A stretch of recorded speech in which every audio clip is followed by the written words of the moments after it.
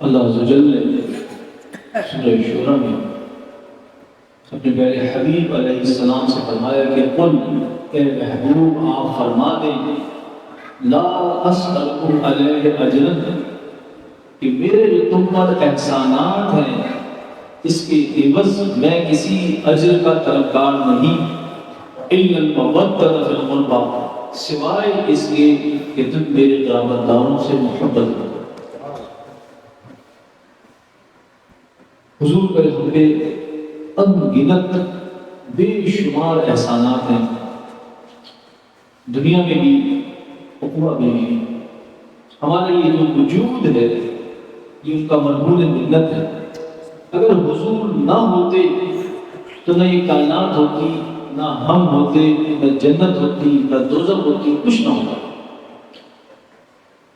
حضور اقدس صلی اللہ علیہ وسلم کے سبب ہمیں اسلام ملا، ایمان ملا، عذاب جہنم سے انشاءاللہ رہائی ملے گی، جنت میں ابداً داخلہ نصیب ہوگا، اور ان سارے احسانات کے عوض حضور صلی اللہ علیہ وسلم کو اللہ نے فرمایا کہ اے محبوب آپ فرما دیں کہ میں کسی اجر کا سوال نہیں کرتا مگر یہ کہ تم میرے قرابت داروں سے محبت کرو۔ اللہ نے ایسا کیوں فرمایا؟ حضور خود بھی کہہ سکتے تھے اپنے اصحاب سے کہ میرے اہل بیت سے، میرے قرابت داروں سے محبت رکھو، لیکن اگر حضور فرما دیتے تو آج منکرین کو یہ کہنے کا موقع ملتا کہ ارے یہ تو ضعیف احادیث ہیں، یہ تو شیعوں کے نزدیک مشہور باتیں ہیں، ان باتوں میں کیا رکھا ہے؟ اس لیے اللہ عز و جل نے قرآن مجید میں یہ حکم دیا، اور قرآن ہمیشہ باقی رہے گا، اس کی حفاظت کا اللہ نے خود ذمہ لیا ہے۔ اب کوئی ضعیف الایمان جو ہے قرآن کی اس آیت میں شک نہیں کر سکتا، مگر منکرین کہاں باز آتے ہیں، انہوں نے فوراً شوشہ نکالا کہ یہ جو سورہ شورى ہے یہ تو مکے میں نازل ہوئی ہے، اور امام حسن اور امام حسین کی جو ولادت ہے وہ تو مدینہ منورہ میں ہوئی، تو اس آیت کا ان سے کوئی تعلق نہیں ہے۔ انہوں نے اس آیت کی تشریح میں جتنی حدیثیں موجود تھیں ان تمام سے صرف نظر کرتے ہوئے، اعراض کرتے ہوئے انہوں نے یہ اعتراض کر دیا۔ حضرت عبداللہ بن عباس جنہوں نے پہلی تفسیر قرآن شریف کی لکھی، جن کے لیے حضور صلی اللہ علیہ وسلم دعا فرمائی کہ اللہ تفقہ فی الدین، کہ اللہ کسی دین کی فقاہت نصیب کر۔ اس تفسیر کا نام تفسیر مقیاس یا تفسیر ابن عباس۔ اس تفسیر میں لکھتے ہیں کہ سورہ شورى اگرچہ کہ مکی ہے لیکن اس کی 14 آیات مدینے میں نازل ہوئی، اور ان میں سے یہ آیت بھی شامل ہے۔ اگر فرض کر لیں کہ یہ مکے میں ہی نازل ہوئی تو کیا اہل مدینہ پر اس آیت کا اطلاق نہ ہوگا؟ 13 سال مکی زندگی کے اندر حضور پر جتنی آیت نازل ہوئی جس میں نماز کے احکامات، روزے کے احکامات اور دیگر احکامات ہیں، تو کیا وہ صرف اہل مکہ کے لیے تھی؟ نہیں، قیامت تک آنے والے لوگوں کے لیے قرآن کے احکامات ہیں، اور ان تمام کے واسطے یہ حکم بھی ہے کہ اللہ نے فرمایا کہ اے حبیب صلی اللہ علیہ وسلم آپ سے فرما دے کہ میں تم سے کسی اجر رسالت کا سوال نہیں کرتا مگر یہ کہ تم میرے قرابت داروں سے محبت کرو۔ صحابہ نے پوچھا یا رسول اللہ صلی اللہ علیہ وسلم آپ کے وہ قرابت دار کون ہیں کہ جن کی محبت ہم پر فرض کر دی گئی؟ حضور صلی اللہ علیہ وسلم کہ میرے قرابت دار علی، فاطمہ، حسن اور حسین ہیں۔ یہ جو سوال کیا یہ حضرت عباس نے کیا، اور یہ سوال بتا رہا ہے کہ یہ سورت مدینے میں نازل ہوئی اور حسنین کریمین کی پیدائش کے بعد نازل ہوئی، کیونکہ اگر مکے میں نازل ہوئی ہوتی تو یہ سوال اور پھر یہ جواب ایسا نہ ہوگا۔ یہاں حضور صلی اللہ علیہ وسلم فرماتے ہیں کہ وہ میرے اہل بیت جن کی محبت، میرے قرابت دار جن کی محبت اللہ نے تم پر فرض کی، وہ علی، فاطمہ، حسن اور حسین۔ پھر آپ دیکھیں کہ احادیث میں اس گھرانے سے محبت پر کس قدر زور دیا گیا۔ حضرت عبداللہ بن عباس فرماتے ہیں کہ نبی کریم صلی اللہ علیہ وسلم فرمایا کہ اللہ سے محبت رکھو اس لیے کہ وہ تمہیں رزق عطا کرتا ہے۔ اور مجھ سے محبت رکھو اللہ کی محبت کے سبب، اور میری محبت کے سبب میرے اہل بیت سے محبت رکھو۔ حضرت عبداللہ بن مسعود رضی اللہ تعالیٰ عنہ فرماتے ہیں کہ جان لو اہل بیت کی ایک دن کی محبت ایک سال کی عبادت سے بڑھ کر ہے۔ حضرت علی فرماتے ہیں کہ مجھے حضور اکرم صلی اللہ علیہ وسلم نے خبر دی کہ اے علی، جنت میں سب سے پہلے میں، تم، فاطمہ، حسن اور حسین داخل ہوں گے۔ حضرت نے پوچھا یا رسول اللہ صلی اللہ علیہ وسلم، ہمارے محبین کا کیا عالم ہوگا؟ حضور صلی اللہ علیہ وسلم فرمائے کہ وہ ہمارے پیچھے پیچھے۔ امام احمد میں، مسند امام احمد میں روایت ہے کہ نبی کریم صلی اللہ علیہ وسلم ایک مرتبہ حسنین کریمین کا ہاتھ تھامے ہوئے کاشا محظورہ سے باہر ہوئے، اور آپ صلی اللہ علیہ وسلم فرمایا کہ من احبنی و احب ہذین، جو بھی مجھ سے محبت رکھتا ہے اور ان دونوں سے محبت رکھتا ہے، وَأَبَاهُمَا وَأُمِّهُمَا، جو ان کے والد سے محبت رکھتا ہے اور جو ان کی والدہ سے محبت رکھتا ہے، کانا معی درجتی فی الجنہ، وہ قیامت میں میرے ہمراہ میرے درجے میں ہوگا۔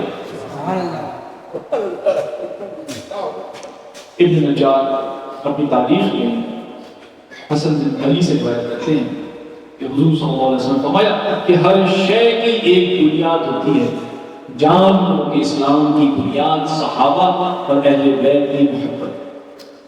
امام دہلوی حضرت علی سے روایت کرتے ہیں کہ حضور صلی اللہ علیہ وسلم فرمایا کہ تم میں سے صراط پر زیادہ ثابت قدم وہ ہوگا کہ جو میرے اہل بیت اور میرے اصحاب سے شدید محبت رکھتا ہوں، یعنی جتنی زیادہ محبت ہوگی اتنا زیادہ اس کے ثابت قدم ہوگا۔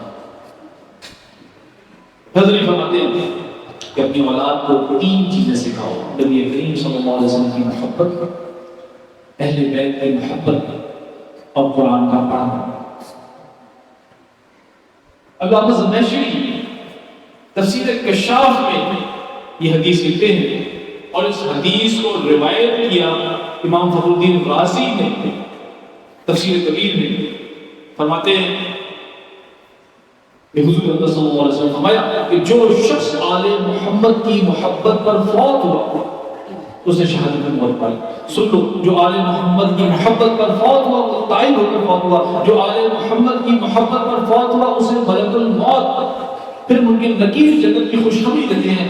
جو آل محمد کی محبت پر فوت ہوا اس کی قبر میں جنت کے 2 دروازے کھول دیے جاتے ہیں۔ جو شخص آل محمد کی محبت پر فوت ہوا وہ اہل سنت والجماعت پر فوت ہوا، اور خوب ذہن نشین کر لو کہ جو آل محمد کے بغض پر بڑا قیامت میں اس حال میں آئے گا کہ اس کی دونوں آنکھوں کے درمیان لکھا ہوگا کہ اللہ کی رحمت سے نا امید، خبردار جو شخص آل محمد کی بغض پر مرا وہ کافر مرا۔ کان کھول کر سن لو کہ جو آل محمد کے بغض پر مرا وہ جنت کی خوشبو بھی نہ سنے گا۔ اسی طرح امام طبرانی اپنی کتاب موجم اوسط میں حضرت جابر بن عبداللہ سے روایت کرتے ہیں کہ حضور صلی اللہ علیہ وسلم فرمایا کہ جو ہم اہل بیت سے بغض رکھے گا وہ نہیں اٹھایا جائے گا مگر یہودی بنا کر۔ حضرت ابو ہریرہ نے پوچھا کہ یا رسول اللہ صلی اللہ علیہ وسلم، خواہ وہ شخص ساری زندگی روزے رکھتا رہا ہو، نمازیں پڑھتا رہا ہو، حضور نے فرمایا کہ ہاں، خواہ وہ روزے اور نماز کا پابند رہا ہو۔ اور حضور صلی اللہ علیہ وسلم فرمایا کہ اگر کوئی شخص حرم میں خطیب اور مقام ابراہیم کے درمیان کھڑا ہو کر زندگی بھر نماز روزہ کرتا رہا ہو لیکن اگر ہم اہل بیت سے بغض رکھے گا تو اہل نار میں سے ہوگا۔ حضور صلی اللہ علیہ وسلم فرمایا کہ کوئی منافق ایسا نہ ہوگا کہ جس کے دل میں اہل بیت کی محبت، اور کوئی مومن ایسا نہ ہوگا کہ جس کے دل میں اہل بیت سے بغض ہو۔ یہ گھرانا اس کی اللہ عز و جل کے نزدیک کس قدر اور منزلت ہے، اس کا اندازہ اس سے لگائیں کہ اللہ حضور سے منسوب چیزوں سے ان کی عظمت، ان کی قدر اللہ کے نزدیک کتنی ہے۔ کوئی بھی چیز حضور سے منسوب ہو جائے، چنانچہ قرآن میں اللہ نے فرمایا کہ لا اقسم بہذا البلد، کہ مجھے قسم ہے اس شہر مکہ کی۔ کیوں؟ کیا وہاں کعبہ تھا اس لیے قسم کھائی؟ کیا وہاں مینا تھا اس لیے قسم کھائی؟ کیا مزدلفہ کی وجہ سے قسم کھائی؟ نہیں، آگے اللہ نے تصریح فرما دی، اللہ نے فرمایا کہ مجھے قسم ہے شہر مکہ کی وانت حل بہذا البلد، کیونکہ اے محبوب تیرا اس شہر میں چلنا پھرنا ہے۔ حضور سے نسبت کی وجہ سے وہ شہر مکہ بھی اللہ کے نزدیک معزز اور مکرم ہو گیا۔ تو وہ زبان کہ جن کی نسبت نبی کریم صلی اللہ علیہ وسلم کی ذات مقدسہ سے، وہ اللہ کے نزدیک کس قدر محترم ہوں گی۔ حضور صلی اللہ علیہ وسلم نے فرمایا کہ فاطمہ جو ہے وہ میرے جگر کا ٹکڑا ہے، فاطمہ تو بدعت میں نہیں، میرا ٹکڑا ہے، میرے جسم کا حصہ ہے۔ حضرت علی نے فرمایا کہ ان علی منی وانا منہ، علی مجھ سے ہے اور میں ان سے ہوں۔ امام حسن اور حسین نے فرمایا کہ الحسن والحسین ریحانی من الدنیا، کہ یہ دونوں جنت میں میرے پھول ہیں۔ اور فرمایا کہ حسین منی وانا من الحسین، حسین مجھ سے ہے اور میں اس سے ہوں۔ تو وہ ہستیاں کہ جن کی نسبت ذات مصطفیٰ سے ہے، جو حضور صلی اللہ علیہ وسلم کی ذات سے ہیں، اللہ کے نزدیک سب سے زیادہ بزرگی والے، سب سے زیادہ معتبر، سب سے زیادہ قدر و منزلت کے حامل ہوئے۔ پھر آپ دیکھیں سورہ کہف میں موسیٰ اور خضر علیہ السلام کا ذکر ہے۔ اس میں 30ویں واقعے کے اندر اللہ کے جلیل القدر نبی نے اور ایک جلیل القدر ولی نے مل کر کے یتیم بچوں کی دیوار تعمیر کی۔ دیوار گرنے والی تھی، موسیٰ علیہ السلام نے گارا بنایا، اللہ کے نبی گارا بنایا، خضر علیہ السلام کی اینٹیں لائے اور وہ اینٹیں رکھتے گئے اور گارے سے جوڑتے چلے گئے یہاں تک کہ دیوار تعمیر ہوئی۔ کیوں؟ اللہ نے فرمایا کہ یہ جو یتیم بچے ہیں ان کے اوپر اجداد میں میرا ایک ولی گزرا ہے، وَقَانَ أَبُوهُمَا صَالِحًا، ان کا باپ ایک ولی گزرا۔ اللہ نے ایک ولی کی خاطر ان بچوں کا خیال کیا اور اس دیوار کے نیچے بچوں کے لیے خزانہ مدفون تھا، اگر وہ گر جاتی تو خزانہ گاؤں والے لوگ دیتے۔ ایک ولی کی تعظیم کی جو کئی پشت پر گزرا تھا، تو ان ہستیوں کی نسبت کن سے ہے؟ ان کے والد گرامی کو دیکھو، یہ تو امام الاولیاء ہیں۔ ان کے نانا کو دیکھو جو امام الانبیاء ہیں، تو اللہ کے نزدیک ان کی قدر منزلت اس قدر زیادہ نہ ہوئی۔ یہی وجہ تھی کہ جنت میں بڑے بڑے علوم اعظم جلیل القدر انبیاء ہوں گے، اولیاء ہوں گے، لیکن سرداری حسن کے بین کے ہاتھ۔ سبحان اللہ۔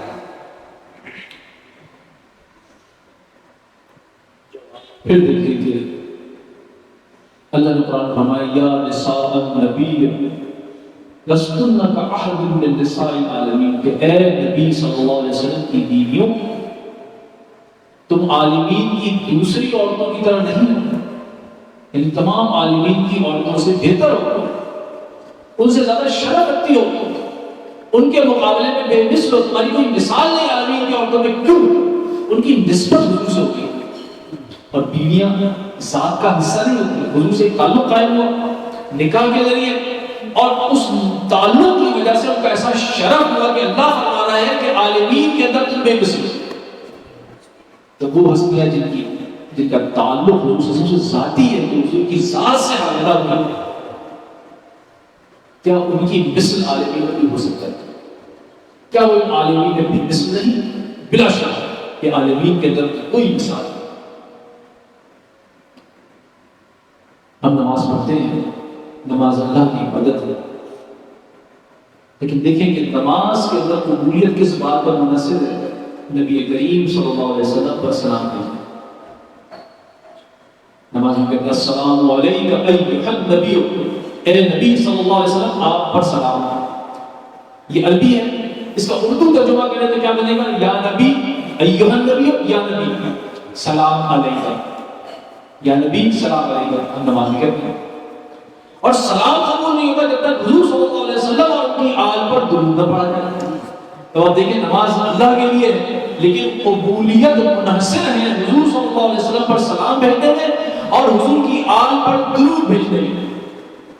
اب آپ دیکھیں کہ آپ نماز پڑھ رہے ہیں، کوئی آپ کا جاننے والا آ جائے، دوست آ جائے، رشتہ دار آ جائے، آپ اسے سلام کر سکتے ہیں نماز میں؟ نہیں، نماز فاسد ہو جائے گی۔ اگر وہ آپ کو سلام کرے آپ اس کا جواب نہیں دے سکتے، حالانکہ سلام کا جواب دینا فرض ہے، نماز فاسد ہو جائے گی۔ لیکن یہاں عین نماز کی حالت میں حضور صلی اللہ علیہ وسلم ہم سلام بھیج رہے ہیں، حضور کی آل پر درود بھیج رہے ہیں، پتہ چلا کہ یہ غیر نہیں ہے بلکہ عین ہے، یہ غیر نہیں ہے بلکہ اہل ہے۔ ان کے اوپر سلام بھیجنے سے، ان کے اوپر درود بھیجنے سے ہماری نمازیں جو ہیں ان کی قبولیت مشروط ہے۔ اور جب یہ اہل ہے تو ان سے محبت رکھنا، این اللہ اور اس کے رسول سے محبت رکھنا اور ان سے بغض رکھنا، یقیناً اللہ اور اس کے رسول کو شرف پہنچانا ہے، ان سے بغض رکھنا۔ یہ جو محبت کی دلیل ہے یہ کثرت ذکر ہے۔ ذکر کہتے ہیں یاد، ضروری ہے زبانی طور پر ذکر کیا جائے۔ اگر دل کا میلان مستعف ہے، دل میں کسی کی یاد آ رہی ہے تو یہ محبت کی نشانی ہے۔ اور محبت دلیل حضور نے فرمایا کہ من احب شیئا فاکثر ذکرہ، جو جس شے سے محبت کرتا ہے اس کا کثرت سے ذکر کرتا ہے۔ محب چاہتا یہی ہے کہ محبوب کو دیکھتا رہے، ان کو ذکر کرتا رہے، اس کی یاد آتی رہے، اس کی یاد تڑپاتی رہے۔ اور ان حضرات کی محبت، ان کو دیکھنا، ان کو یاد کرنا، جان لیں کہ عین عبادت ہے۔ عبادت اللہ کی ہوتی ہے، لیکن ان حضرات کو دیکھنا، ان کو یاد کرنا عبادت ہے۔ میں نہیں کہہ رہا، نبی کریم صلی اللہ علیہ وسلم نے فرمایا کہ ذکر علی عبادت ہے، علی کا ذکر عبادت ہے۔ حضور نے فرمایا کہ نظر تو الی وجہ علی عبادت، علی کے چہرے کی طرف دیکھنا عبادت ہے۔ ہمارے مرشد شیر خدا سے بڑی محبت کرتے ہیں، کثرت سے کا ذکر کرتے ہیں کہ فضائل مناقب بیان فرماتے ہیں، اپنی شان میں تسلیم فرماتے ہیں۔ آج کے یوم پہ شیر خدا کے تذکرے جیسے جو دل کا تذکرہ عین عبادت ہے۔ چند بات شیر خدا کی ہستی مبارک جامع الصفات، یعنی تمام تر عمدہ صفات، عمدہ خوبیوں کی جامع ہے، اور وہ خوبیاں اس میں کامل طور پر جلوہ گر ہیں۔ صداقت، دیانت، امانت، شجاعت، خوف خدا، تقوی، اخلاص، الغرض، ہر صفت پورے طور پر، کامل طور پر اور انتہائی احسن انداز میں شیر خدا کی ذات میں جلوہ گر ہے۔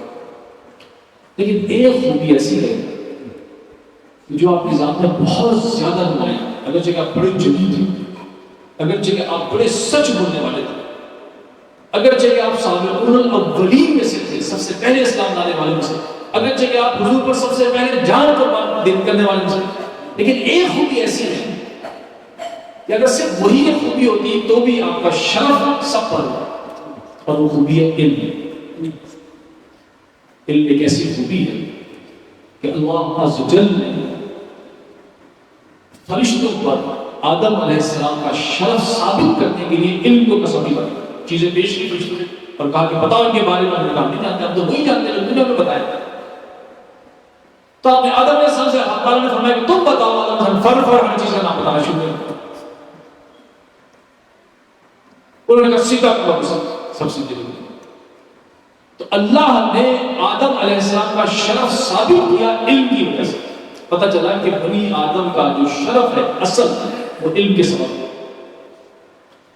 حضور صلی اللہ علیہ وسلم مطلب مسجد نبی میں تشریف لے گئے، دیکھا کچھ لوگ ایک طرف نوافل مشغول ہیں، کچھ لوگ ایک طرف علمی گفتگو فرما رہے ہیں۔ تو جو لوگ علمی گفتگو فرما رہے ہیں تو حضور صلی اللہ علیہ وسلم ان کے پاس گئے اور وہاں جا کے آپ نے مجلس فرمائی اور فرمایا کہ میں بھی علم و حکمت سکھانے کے لیے مرکوز کیا گیا ہوں، اور جانتے ہو کہ علماء کی کیا فضیلت ہے۔ وہ عالم جو عالم ربانی ہے، جو معرفت الہی کا ہے، حضور نے فرمایا کہ فضیلت العالم علی العابد کا فضل علی داؤد، کہ ایک عالم کو عابد پر اتنی فضیلت ہے جتنی مجھے تمہارے ادنا پر۔ کام حضور سید المرسلین کہ ہمارے میں سے جو اعلیٰ ترین ہے اس کا حضور سے کوئی موازنہ نہیں۔ حضور فرمانے جو تم میں ادنا ہے اس میں اور مجھ میں جتنا تفاوت ہے اتنا تفاوت ایک عالم میں اور ایک عابد میں۔ اسی بات میں علم، اسی علم، اسی معرفت کے علم کو سیکھنے کے لیے موسیٰ علیہ السلام خضر علیہ السلام کے پاس، اسی علم کے سبب عاصم بن برقیہ تخت بلقیس ایک لمحے میں لے آئے۔ یا اللہ کیسے گئے، کیسے لائے، کیسے اٹھایا، اور پلک جھپکنے میں ٹائم کتنا لگتا ہے؟ تو اللہ نے اس کا جواب دیا، ان دہو من علم الکتاب کہ اس کے پاس کتاب کے علم میں سے کچھ تھا. غور کرو، کتاب کے علم میں سے کچھ تھا تو اتنی بڑی کرامتوں سے اظہار ہوا. تو وہ ہستی مقدسہ شیر خدا علی المرتضیٰ کی شان کا کیا عالم ہوگا جنہیں ہم تعالیٰ جل شانہ نے سارا علم کتاب عطا فرمایا. اللہ نے فرمایا کی شان ہے قل کفی باللہ شہیدا بینی و بینکم ومن عنده علم الکتاب، کہ آپ فرما دیں کہ اللہ میرے اور تمہارے درمیان کافی گواہ ہے اور وہ شخص ہے جس کے پاس علم کتاب. کیسا علم کتاب؟ حضرت علی فرماتے ہیں اگر میرے لیے مسند بچھائی جائے تو میں اہل زبور کے مسائل کا حل زبور سے بتاؤں، ان کے فیصلے زبور سے کروں، اہل تورات کے فیصلے تورات سے کروں، اہل انجیل کے فیصلے انجیل سے کروں، اہل قرآن کے فیصلے قرآن سے کروں. اگرچہ بظاہر آپ نے نہ کہیں سے تورات پڑھی، نہ کہیں سے انجیل پڑھی، نہ کہیں سے زبور پڑھی، لیکن آپ فرما رہے ہیں اگر میرے سامنے مسئلہ بچھایا جائے وہ لوگ آئے تو انہی کی کتابوں سے میں ان کے پاس ان کے مسائل کے فیصلے. فضیلت اور برتری علم کے سبب ہے، تصرف علم کے سبب ہے. یہی سبب تھا کہ سیدنا غوث نے فرمایا کہ فمن فی اولیاء اللہ مثلی ومن فی العلم والتصریف حالی، کہ اولیاء اللہ میں کون میری مثل ہے. اور دلیل کے طور پہ آپ نے دو چیزوں کو پیش کیا، کون ہے جو علم میں میرا حق اللہ ہے اور جو تصرف میں میری برابری والی کا تعلق ہے. یہ علم ظاہری علم نہیں ہے، صرف قرآن و حدیث کے ظاہر کا علم نہیں ہے، بلکہ یہ باطنی علم ہے، یہ علم لدنی ہے، یہ معرفت کا علم ہے، یہ سینہ بسینہ ملتا ہے. یہ وہ علم ہے کہ جس کے ذریعے کائنات میں کونین میں تصرف کیا جاتا ہے. اس علم کی وجہ سے اقطاب عالم جو ہیں نظام کائنات چلاتے ہیں، اس نظام کائنات کے چلانے میں ممدوع و معاون ہوتے ہیں. آدم علیہ السلام کو تو اشیاء کا صرف ناموں کا علم ہو گیا، وَعَلَّمَ آدَمَ الْأَسْمَاءَ كُلَّهَا، آدم کو ساری اشیاء کے ناموں کا علم دیا گیا، سکھا دیا اللہ تعالیٰ. لیکن اپنے حبیب صلی اللہ علیہ وسلم پر ساری اشیاء منتشر ہے، ہر شے اور ان کی حقیقت سے بھی مشناس کرتے ہیں. حضرت فرماتے ہیں متجلی لکل شیء، کہ مجھ پر ہر شے متجلی ہو گئی، روشن ہو گئی، وعرف، اور میں نے ان کی حقیقتوں کو پہچان لی. کسی چیز کا نام جاننا اور اس کی حقیقت سے آگاہی میں بڑا فرق. حضور اکرم صلی اللہ علیہ وسلم نے وہ سارا باطنی علم، اشیاء کی حقیقتوں کا علم، معرفت کا علم، علم لدنی سیدنا علی المرتضیٰ کرم اللہ وجہ کریم کو تفویض کر دیا، ان کے سینے پر ان کو منتقل کر دیا اور فرمایا کہ انا مدینۃ العلم وعلی بابها، کہ میں علم کا شہر ہوں، علی اس کا دروازہ ہے. انا دار الحکمۃ وعلی بابها، میں حکمت کا گھر ہوں، علی اس کا دروازہ ہے. اب اگر علم کی طلب ہے اس باطنی علم کی، تو اس شہر مدینہ نبی کریم صلی اللہ علیہ وسلم کے شہر میں داخل ہونے کے لیے نسبت ملتزمی لازمی. اگر حکمتیں چاہیے تو شیر خدا سے نسبت، ان سے تعلق کے بغیر ممکن ہے. آپ کے علم کا یہ عالم ہے کہ حضرت عمار بن یاسر کی ہم آپ سمجھ رہے تھے جب بے تحاشا چونٹیاں دیکھی. حضرت عمار نے پوچھا کہ کیا کوئی شخص دنیا میں ایسا ہوگا جو ان چونٹیوں کی تعداد کو جانتا ہو؟ آپ مسکرائے، فرمایا کہ اے عمار، ایسے بھی لوگ ہیں کہ جو نہ صرف تعداد بلکہ یہ بھی بتا دیں کہ ان چونٹیوں میں کتنے نر ہیں، کتنی مادائیں ہیں. انہوں نے حیرت سے حضرت علی کا چہرہ دیکھا اور کہا کہ ایسا شخص کون ہوگا؟ تو آپ نے فرمایا کہ کیا تم نے قرآن میں نہیں پڑھا کہ کل شیء احصیناہ فی امام مبین؟ اللہ نے فرمایا کہ میں نے ہر شے امام مبین کے اندر درج کر دی. امام مبین ہر شے پر محیط ہے. اے عمار، وہ امام مبین میں ہی تو ہوں. اور آپ فرماتے تھے کہ ندیت بقسمت جبار فینا، کہ جبار کی اس تقسیم پر ہم راضی. جبار اللہ تعالیٰ کا اسم، اور جبر سے اس نے لوگوں کی تقدیریں بنائی ہیں. تو آپ فرماتے ہیں کہ اس جبار نے اپنے جبر سے ہمارے لیے جو مقصود کر دیا ہم اس پر راضی ہیں. کیا مقصود کیا؟ ندل علم و جہل للمدونہ، کہ ہمارے واسطے اس نے علم رکھ دیا اور ہمارے دشمنوں کے واسطے جہل رکھ دیا. ہم اس کی اس تقسیم پر راضی ہیں. اسی لیے بات ہے اور سر زمان سے آگاہی کے سبب حضرت علی کی ایسی شان تھی کہ جب آپ گھوڑے پر سوار ہوتے ایک رکعت میں پاؤں رکھتے اور قرآن پڑھنا شروع کر دیتے تو دوسرے رکعت میں پاؤں رکھنے سے پہلے پورا قرآن پڑھتے. ایک مرتبہ حضور کی مجلس میں صحابہ احرام مصر کا تذکرہ کر رہے تھے. کوئی نہیں جانتا تھا کہ اس کو کب بنایا گیا. لوگ حیران تھے اس بارے میں. اب حضرت علی پر تو سب منکشف تھا. آپ کے غلاموں کی یہ شان. امام غزالی جب حضرت یوسف نساج جو اس امت کے اولیاء میں سے ایک ولی ہیں ان کے پاس گئے اور اپنا وہ خواب سنایا کہ مجھے رات کو خواب میں اللہ کی زیارت ہوئی تو حضرت یوسف نساج نے فرمایا کہ اے غزالی یہ تو ہماری ابتدائی تختیاں ہیں. اگر تو میرے پاس رہا اور میرے کہے ہوئے پر تم نے عمل کیا تو میں تیری آنکھیں ایسے سرمے سے سرمگی کر دوں گا کہ تجھ پر ازل سے لے کے اب تک سب منکشف ہو جائے. اب بتائیے ولی کی یہ شان ازل سے لے کے اب تک سب منکشف ہو سکتا ہے. تو کیا شیر خدا سے پوچھیے تھا جو امام الاولیاء تھے جن سے ولایت چلی ہے وہ سب جانتے تھے. لیکن اگر وہ فوراً کہتے ہیں کہ 12,000 سال پہلے بنے ہیں تو لوگ کہتے ہیں کہ راوی کو کیا پتا یہ ایسی انہوں نے بانٹ دیا ہوگا یہ اس کی دلیل کیا ہے. تو آپ نے بڑی حکمت سے اچھا آپ کے علم میں ساری چیزیں تھی تو یہ بھی علم تھا کہ بنانے والوں نے احرام مصر اس کی تاریخ بنیاد جو ہے وہ ایک تصویر کی صورت میں مرقوم کی. آپ کے علم میں تھا. آپ نے پوچھا مجھے یہ بتاؤ کہ ان احرام پر کیا کوئی تصویر بنی بھی ہے؟ ہاں ایک تصویر بنی بھی ہے. اور اس تصویر میں کیا ہے؟ انہوں نے کہا کہ ایک چیل کی تصویر ہے جس نے عقاب جس نے بچھو کو اپنے پنجے میں پکڑا ہوا ہے. تو آپ نے فرمایا کہ یہ احرام اس وقت بنائے گئے کہ جب نصر طائر برج عقرب میں تھا برج سرطان میں تھا اور نصر جو ہے وہ 2000 سال میں ایک برج طے کرتا ہے. اس وقت جدی میں ہے. اس کا مطلب یہ ہوا کہ 12,000 سال پہلے جو ہے احرام مصر کو بنایا گیا. لوگ حیران. اب آپ دیکھیں یہ جو بروج کا علم ہے ان کے فاصلوں کا علم ہے ان کی تعداد کا علم ہے ان کی حقیقت کا علم ہے. بظاہر اس زمانے کے اندر نہ کوئی مجرم تھا نہ کوئی عامل تھا نہ کوئی جاننے والا تھا نہ کوئی ایسی کتابیں تھیں لیکن یہ فیضان نبوت تھا کہ سینے میں جس کی وجہ سے آپ تمام حقائق عالم آپ کا منکشف تھا اور آپ اس کے بارے میں آپ کے پاس مسئلہ آیا کہ ایک شخص کا انتقال ہو گیا. اس نے ترکے میں 17 اونٹ چھوڑے 3 بیٹے ہیں اور اس نے وصیت کی کہ میرے بڑے بیٹے کو نصف اونٹ دیے جائے دوسرے بیٹے کو 1/3 ایک تہائی دیے جائے اور تیسرے بیٹے کو 1/9 حصہ دیا جائے.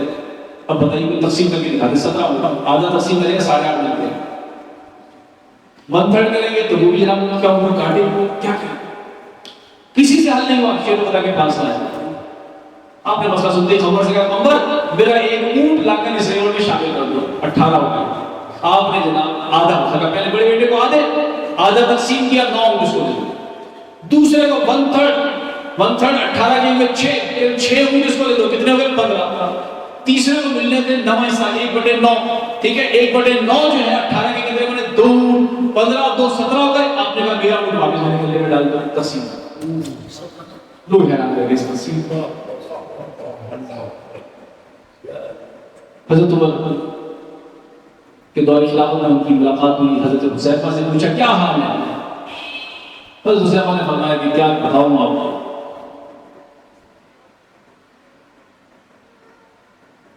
کہ فتنے سے محبت کرتا ہوں حق سے کراہت رکھتا ہوں اور دنیا میں مجھے وہ چیز نصیب ہے جو اللہ کو عرش میں بھی نصیب تھی.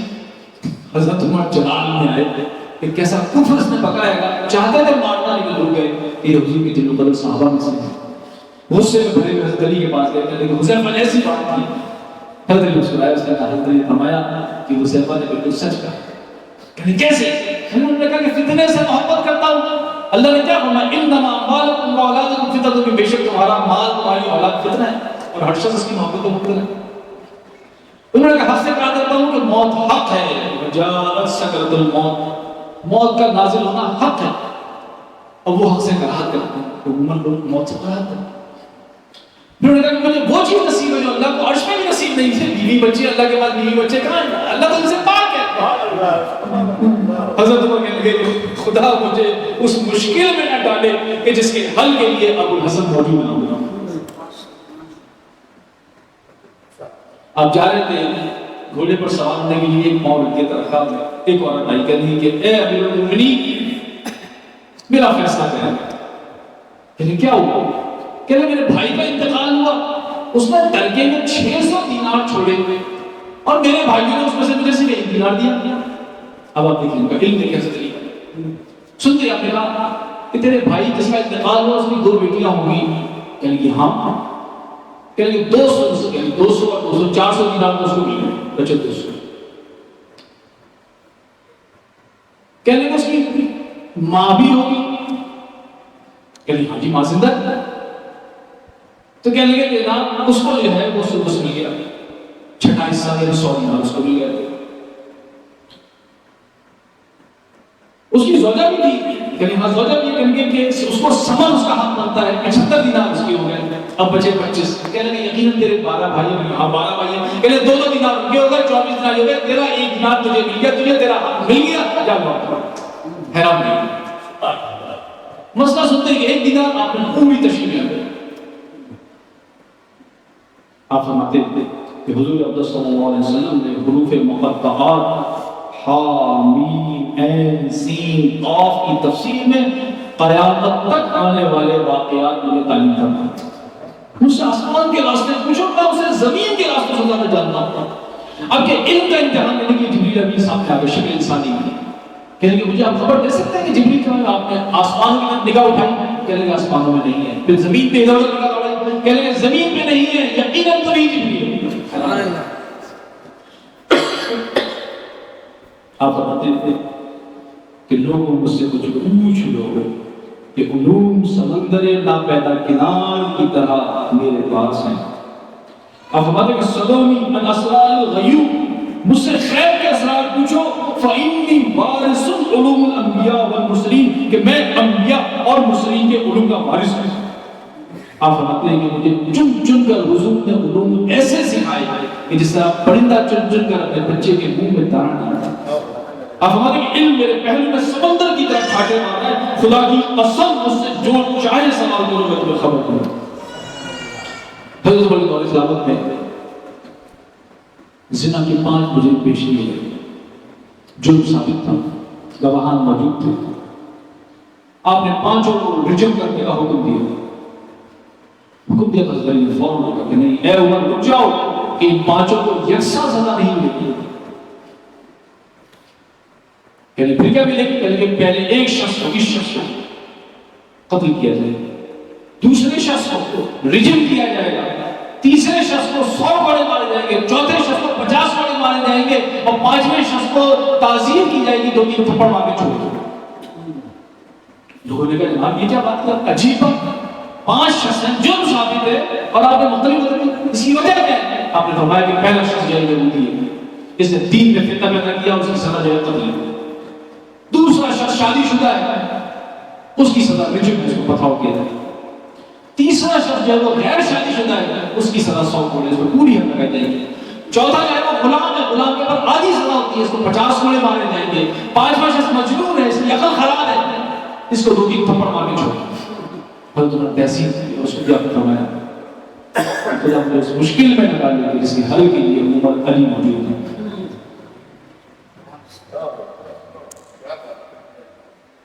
آپ نے فرمایا کہ جن کا علوم اللہ عز و جل نے گزشتہ کی کتابوں میں درج کیا، انجیل، توراۃ، زبور، جن میں صحیح میں نازل کیا، اور ان تمام علوم کا خلاصہ قرآن کی شکل میں پیش کرتے ہیں۔ قرآن وہ کتاب ہے کہ جس میں کل صغیر و کبیر و مستطر، ہر چھوٹی بڑی چیز میں چھپی ہر چیز کا خیال ہے۔ اب جیسا خواص ہوتا ہے ویسا وہ ٹائم مار کے بوتھی نکال لاتا ہے، تو جو اس کے باطن سے آگاہ ہے وہ اسے ہر چیز جان سکتا ہے، اس میں ہر شے کا بیان ہے۔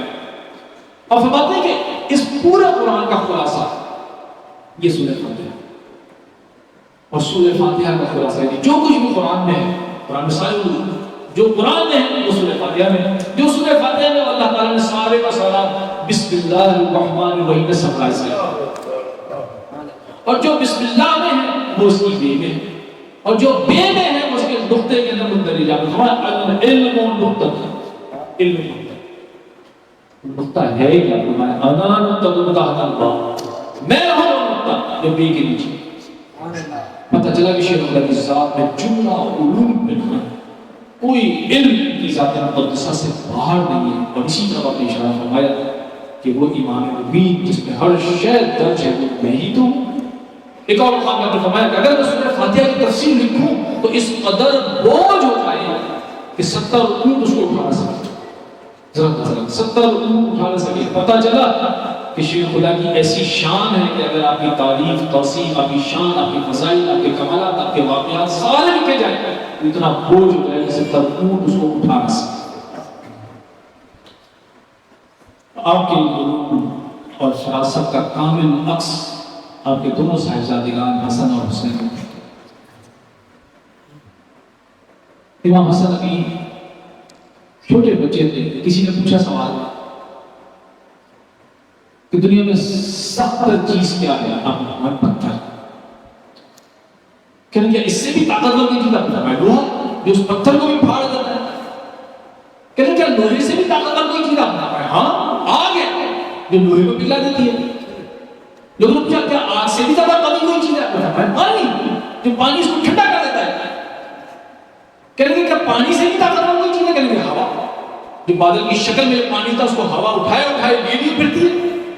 کہنے کہ کیا اس سے بھی طاقتور نہیں ہے؟ فرمایا کہ وہ خدائے عز و جل ہے کہ جو سب پر حاوی ہے، جو سب پر قابو رکھتا ہے، جس کے ماتحت پر بتائیے بچپن اور ایسا چلتا۔ امام حسن نے ایک مرتبہ حضرت علی سے سوال کیا کہ کیا آپ ہم سے محبت کرتے ہیں؟ میں ہاں تو میرے بیٹے میں تم سے کیوں نہیں محبت کروں گا؟ دل میں تمہاری شدید محبت ہے۔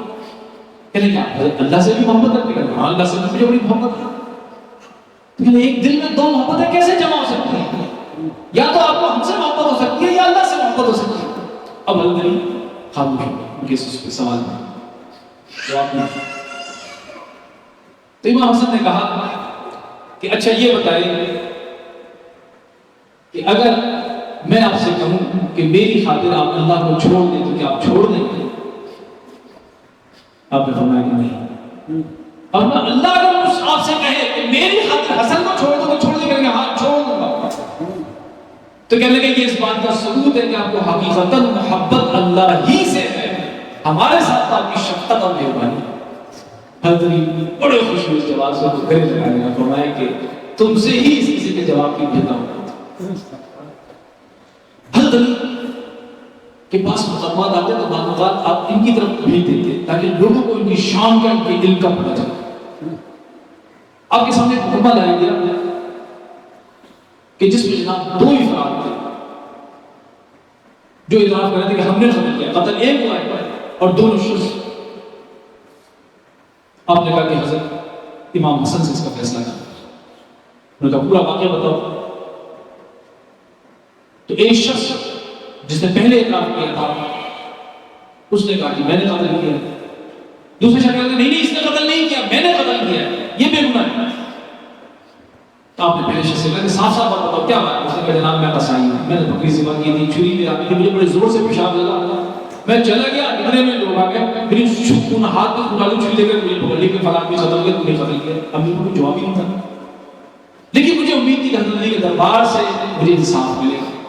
میں نے اعتراف کے لیے میں چلو ہو جائے اس کے لیے لوگ مجھے مارے گے۔ اب جب مجھے لے جایا گیا تو پیچھے سے ایک اور شخص پہنچ گیا، اس نے کہا کہ میں نے قتل کیا، یہ بھی میں آپ نے پوچھا کہ جناب تو بتا۔ کہنے لگے جناب حقیقت یہی ہے کہ قتل میں نے کیا تھا، میری اس سے دشمنی تھی، میں موقع کی تلاش میں تھا، میں نے قتل کیا، لیکن جب میں نے دیکھا کہ میری جگہ ایک بے گناہ کو قتل کیا جا رہا ہے تو میں نے اس کی جان بچانے کے لیے مجھ سے یہ گوارا نہیں ہوا کہ جناب قتل میں نے کیا، سزا اس کو ملے، میں نے کہا۔ حضرت نے فرمایا کہ اس کا فیصلہ کرو۔ امام حسن نے فرمایا اس کا فیصلہ یہ ہے کہ ان دونوں کو رہا کر دیا جائے اور مقتول کی دید بیت المال سے ادا کی جائے۔ اب جو پوچھا اس کی دلیل کیا ہے؟ فرمایا کہ پہلا شخص بے گناہ ہے، ناقص پکڑا گیا، ٹھیک ہے نا، اس کی لیے رہائی ہو۔ دوسرا شخص اگرچہ وہ قاتل ہے لیکن اس نے ایک اور آدمی کی جان بچائی، اور قرآن میں اللہ فرماتا ہے من احیاء فکأنما احیاء الناس جمیعا، جو کسی ایک آدمی کی جان بچا لے گویا اس نے ساری انسانیت کو حیات دی، سب کو بچا لیا۔ تو اس نے قتل کیا لیکن ایک دوسرے آدمی کی جان بچائی، لہذا اس کو چھوڑ دیا جائے اور مقتول کی جو دیت ہے وہ بیت المال سے ادا کی جائے۔ مقتول کے رشتہ دار تھے، وہ تیار ہوئے اس بات پر دیت دینے کے لیے، دیت ادا کی۔ آپ نے فرمایا کہ دل تمہارا سچ بولنا تمہیں بچانے کے کام ہے۔ تو حضرت علی ان کے سامنے مقدمات پیش کرتے، شاہدوں نے ایک مرتبہ قاصد بھیجا کہ اپنے پاس سے دونوں کے پاس، امیر معاویہ کے پاس، حضرت علی کے پاس کہ آپ جناب میرے پاس کوئی آدمی بھیجو۔ امیر معاویہ نے یزید کو بھیجا، یزید نے اس کی بڑی تعظیم تو اس کے ہاتھ کو بوسہ دیا۔ حضرت علی نے امام حسن کو بھیجا، امام حسن نے اس کے ہاتھ پہ بوسہ دیا، نہ اس کی ویسی تعظیم کیا، فرمایا کہ نہ میں نصرانی ہوں نہ میں مجوسی ہوں بلکہ میں مسلمان ہوں۔ اس نے جو سوالات کیے، یزید ایک سوال کے جواب نہیں سکا، سب جوابات دے دیے۔ پھر اس نے تصاویر دکھائی، یزید ایک تصویر نہ پہچان سکا۔ امام حسن نے وہ ساری تصاویر پہچانی، جب حضور کی تصویر دیکھی تو آپ کو جنت آ گئی، اور آپ نے فرمایا کہ یہ میرے نانا جان کی تصویر۔ حضرت علی ان کو بھیجا کرتے تھے، ان کی طرف مقدمات بھیجتے تھے تاکہ ان کی شان پر، ان کے علوم پر لوگوں کو پہنچے۔ حضور اکرم صلی اللہ علیہ وسلم شیر خدا علی المرتضیٰ سے شدید محبت فرماتے اور لوگوں کو ان کی محبت دل میں پیدا ہونے کی تلقین فرماتے، آپ کی شان میں تصریح فرماتے اور دعا کرتے کہ یا اللہ جو ان سے محبت رکھے تو اس سے محبت رکھے، جو اس سے بغض رکھے تو اس سے بغض رکھے۔ نزہت المجالس میں حضور اکرم صلی اللہ علیہ وسلم فرمایا کہ اگر دل میں علی کی محبت ہو تو کوئی گناہ ضرر نہیں پہنچا سکتا، اور اگر دل میں علی کا بغض ہو تو کوئی نیکی فائدہ نہیں پہنچا سکتا۔ آپ صلی اللہ علیہ وسلم فرمایا کہ مومن علی سے محبت رکھیں گے اور منافق ان سے بغض رکھیں گے۔ صحابہ کرام اس حدیث کی وجہ سے اس پیمانے پر منافقین کو پہچان لیتے، جس شخص کے دل میں علی کا بغض پایا جاتا وہ سمجھ جاتے ہیں کہ اس کے دل میں نفاق ہے، کیونکہ حضور صلی اللہ علیہ وسلم نے فرمایا بالکل حق فرمایا۔ شیخ خدا کی تو بہت بلند شان ہے، آپ سے محبت رکھنے والوں کا مقام بڑا بلند ہے، مگر جو آپ کے دوستوں سے، آپ کے اولیاء سے بھی محبت رکھے، جان لے کہ اس کا بھی خاتمہ یقینی طور پر ایمان پر ہو۔ شیخ خدا کے خاتمے سے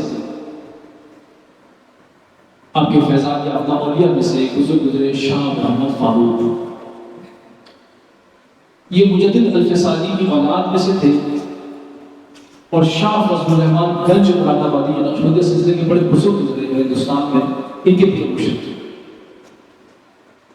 جو اللہ والے ہوتے ہیں وہ اللہ سے بڑا ڈرتے رہتے ہیں، خوفزدہ رہتے ہیں، ان کو اپنے آخری خاتمے کا بڑا خوف لاحق ہوتا ہے۔ یہ بیچارے بڑے ڈرتے رہتے تھے کہ پتہ نہیں مرتے وقت ایمان نصیب ہوتا یا نہیں ہوتا، ایسا نہ کوئی غلطی ہو جائے۔ اللہ تعالیٰ کی بے نیاز ذات کسی بات پہ گرفت کر لے، بڑے پریشان رہتے تھے، بڑے روتے رہتے تھے، تو ان کو خواب میں حضور صلی اللہ علیہ وسلم کی زیارت ہوئی۔ حضور اکرم صلی اللہ علیہ وسلم فرمایا کہ ارے تو اپنے خاتمہ بالایمان کے اوپر پریشان رہتا ہے، جو تجھ سے محبت رکھے گا وہ بھی ایمان پر مرے گا۔ ہمارے مرشد نائب شیخ خدا ہے، مظہر مرتضیٰ ہے، آپ کا دربار باب شیخ خدا ہے۔ آپ فرماتے تھے کہ میں شیخ خدا سے محبت کرتا ہوں، انہوں نے میرا سینہ علم کا خزینہ بنا دیا، اگر آپ لوگ بھی ان سے محبت کریں تو آپ کے ساتھ بھی ایسا ہی ہے۔ ہمارے مرشد شیخ خدا کی بارگاہ میں حضوری والے تھے۔ بچپن میں جن دنوں عبداللہ کوشی میں تھے، ایک فقیر مادی طور پر آپ کے پیچھے لگے، آپ کا حال سلب کرنے کے لیے، اس سے بچنے کے لیے پہلے آسمان پہ پرواز کر کے بادرن پہنچ گئے۔ وہ فقیر وہاں بھی پہنچ گیا، اب دوسرے آسمان پہ گئے، تیسرے پہ گئے، ساتویں آسمان پہ پہنچے تو فقیر وہاں بھی پیچھے لگ گیا اور بڑے پریشان تھے، کسے کہتے ہیں جان چھڑائے، دیکھا سامنے سے شیخ خدا علی مرتضیٰ کرم اللہ تشریف لائے، انہوں نے شیخ صاحب کو اپنے سینے سے لگا لیا اور اپنے سر سے امام اتار کے ان کے سر پہ رکھا اور فرمایا کہ آج کے بعد تمہیں کوئی فقیر، کوئی عامل چھیڑ نہیں سکتا۔ اس جزوی صاحب کا نام بادرن تاج الفقرا، فقر کا تاج رکھا، تاج الفقرا مشہور۔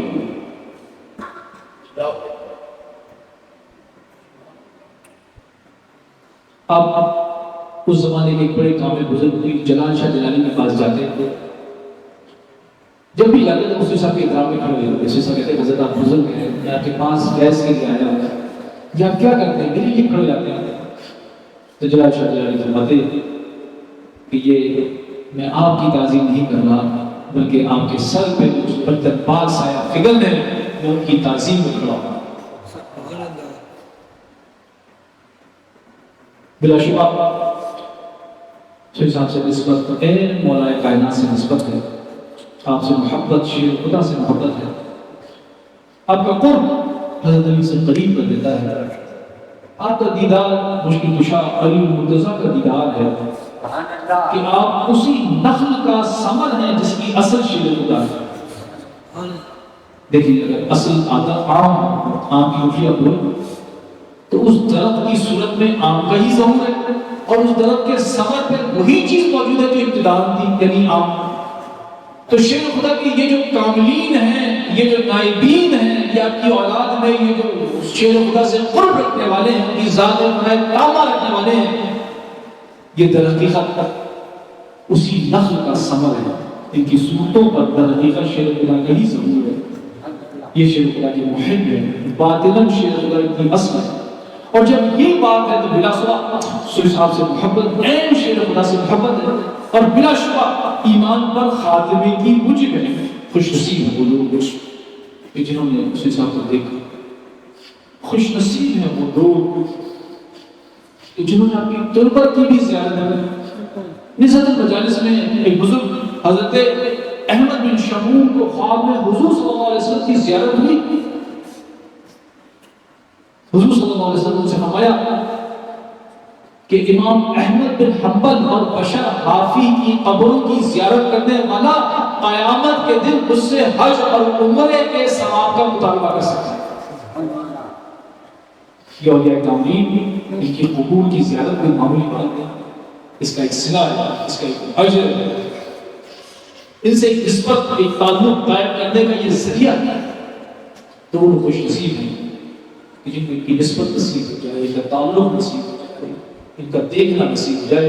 اللہ عز و جل سے دعا ہے کہ ہم تمامی کو ایسے خوش نصیبوں میں سے فرما دے۔ وَمَا عَلَيْنَا إِلَّا الْبَلَاغُ۔